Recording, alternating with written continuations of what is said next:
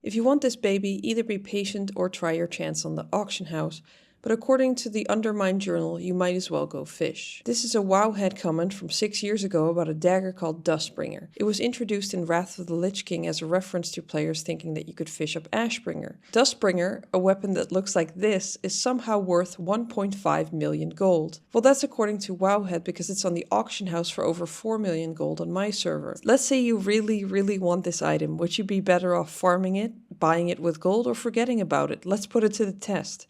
Before I dove into fishing all over Northrend, I decided to look up what are some good ways to make gold in World of Warcraft, because if we discover farming isn't a good way to get this item, what's the alternative?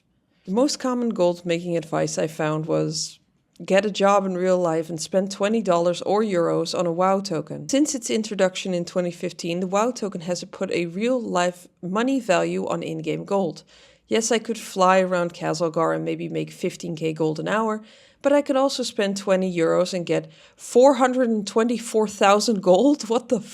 That means that this weapon, this bundle of pixels with a red glow on it, is worth 80 euros? Excuse me? Ignoring the fact that the item is on the auction house on my server for like 2.5 times this amount right now, we might as well go fish, right? Right?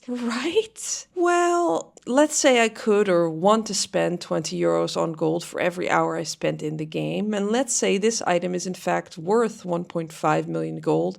That means I would need to fish it up within 4 hours for it to be viable or efficient. Okay. What will happen first? Do I get the item? Will I fall asleep? Will I lose my mind? Honestly, fishing this long kind of feels like an endurance test. Fishing is not like any other farm in World of Warcraft. If you're gathering herbs or from mines, skinning dead mobs, or even doing old raid for transmog, there is still some action. Your character is going through the world. You're killing enemies. You're pressing buttons. Sure, you still don't have to think about what you're doing, and you can easily do something else on a second monitor, but there's something happening. Fishing is different. You cast your line and then you wait over and over and over again.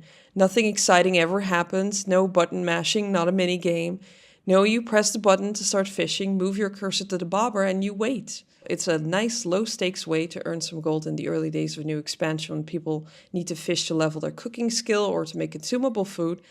But it's a sleep-inducing activity when it's the only thing you're doing, especially combined with Grizzly Hill's music and the fact that I trained myself in Animal Crossing to close my eyes when fishing to avoid chasing fish away with my trigger finger. There's no data on the drop rate of Dustbringer. It's simply too rare to be tracked like that. Sea turtle is a mount that can be fished in the same waters, and its highest drop rate is 0.03%.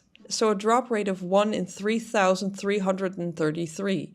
The Dustbringer is somehow even more rare. I have no idea if the chances of me finding it are higher in open water or in these little fish pools. Flying around to find the pools is a time loss, and I'm not sure if I will make it up by actually finding the item, but not flying around, casting line after line in open water is soul-crushing. In the spirit of scientific research, I did both without knowing if I was increasing or decreasing my chances of finding Dustbringer. And then I look at the value of this item compared to its real-life value, and I cast another line into the water. Did you know this item is worth more money than the heroic edition of Midnight? Oh no, wait, that's only if you're the one buying the gold. Anyway, let's check in on cluster fork fishing. Oh. This is my third fishing block, and it's the longest, 1 hour and 40 minutes of fishing back to back, casting 3 to 4 lines per minute, for an item that isn't even a unique appearance. There are at least 4 or 5 daggers that look just like it. You would only need to add the glow manually. This weapon is only worth 1.5 to 4 million gold because it's Dustbringer. The weapon players believed was actually Ashbringer. It's a meme. And somehow Dustbringer was able to keep its value for 17 years. After 4 hours of fishing, did I find Dustbringer, making it worth my time to spend 4 hours fishing in Northrend? No. But was 4 hours of fishing worth it in terms of gold or even fun? If a farm is very gold or time efficient, who cares if it's fun? And if it's very fun, who cares if it doesn't make as much gold as a WoW token? A virtual impossibility. I don't want to keep beating a already dead horse, but fishing for 4 hours, even when broken up into 3 sessions, wasn't very fun.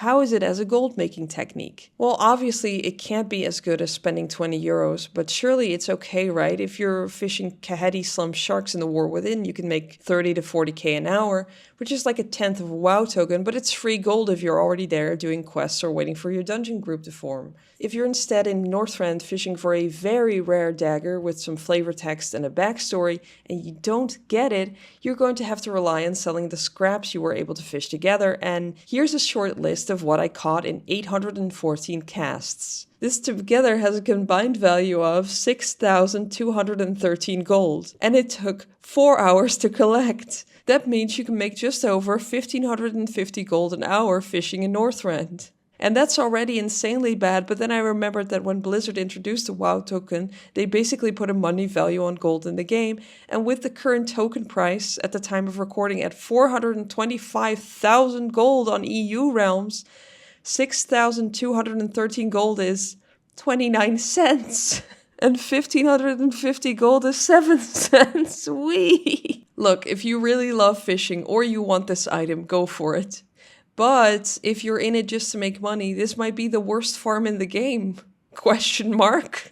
Like I invented reverse gold making.